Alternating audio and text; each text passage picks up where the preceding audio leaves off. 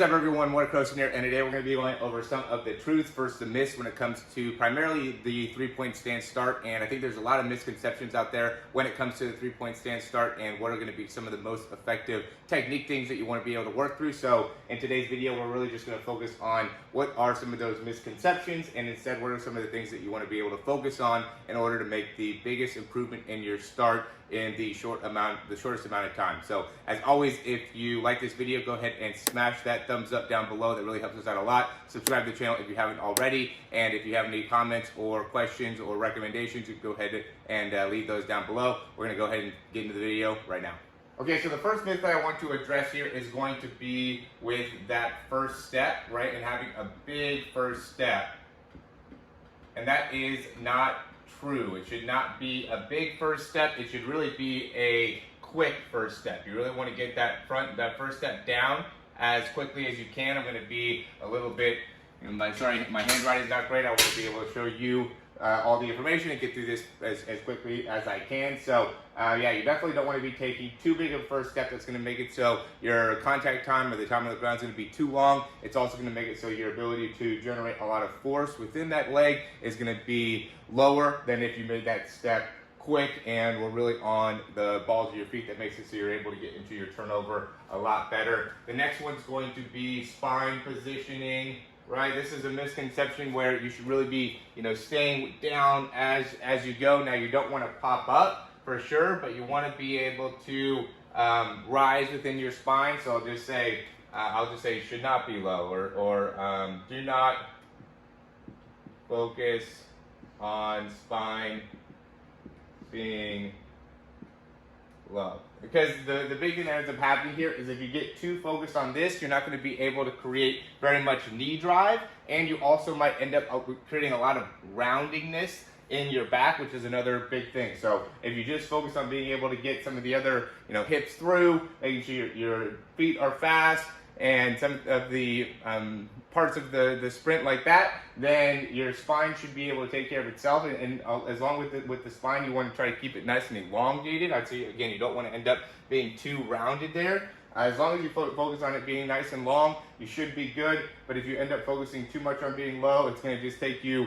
too much time to get out of your start, out of your transition phase and into your top end speed phase. When it comes to having a very, very effective start, what is most important is how well you're able to get to the transition of your the next phase, and then the next phase. So you want to be able to get through that quickly. If you keep your spine down too low, it'll really make it difficult for you to go through the different phases of your sprinting. The next thing is back heel shouldn't drop. It's a myth. Should drop, right?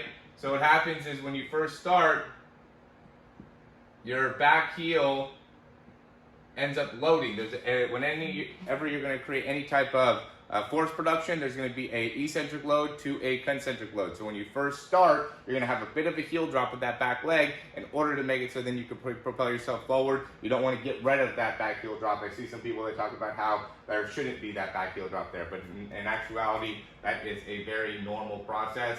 The next thing is, and this is going to be more of like a coaching point, so when it comes to push off. So when you start, what happens is there's some guys that they'll have a difficulty in extending that back leg, and what coaches will do is try to blame it on the quality of the push off within the back leg, whether it has to do with the ankle range of motion or maybe some type of strength within the hips or tightness within the hip flexor or something like that. When in actuality, when that back leg is not extending correctly, that means that there's not enough hip extension. So if your hips stay back when you're first starting out, and this ends up being like the first 3 steps where we really see this, but really a lot in the first step. So if you're not doing a great job of being able to extend that knee when you're first starting, it's because you're not really exploding through with your hips and getting enough hip extension to make it so you can get the full extension within that back leg. And so just being able to work on that would be the fix for not being able to get that full extension within that back foot or within that back leg. The next one's going to be knee up to hip.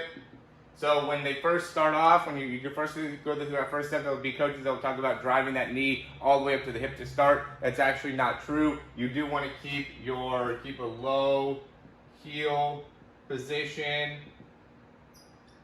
and drive out, right? So the difference is if you drive the knee up, right, now you're going to end up getting yourself more vertical too quickly, where if you drive yourself out, now you'll be able to get yourself to go a little bit more horizontal. When it comes to the start, you really want to be creating more of a horizontal force production and focusing more on that, and don't want to be getting too much into a vertical force production until you get like 3 to 5 steps in, and then you're going to want to start to get more and more into that knee up position. But when you're first starting, you really want to focus on being able to drive the knee out, so then you can drive your foot right back underneath you, and that's how you're going to enter the best way to create force in order to really get the most out of your sprinting. So there should be some videos that will help you out in being able to understand all this information, but those are some 5 myths that we wanted to be able to address today, and also give you the truths to be able to fix it. All right, as always guys, thanks for watching these videos. If you have any questions, go ahead and leave those down below, and again, subscribe to the channel if you haven't already. We have a lot of different things in the link in the description down below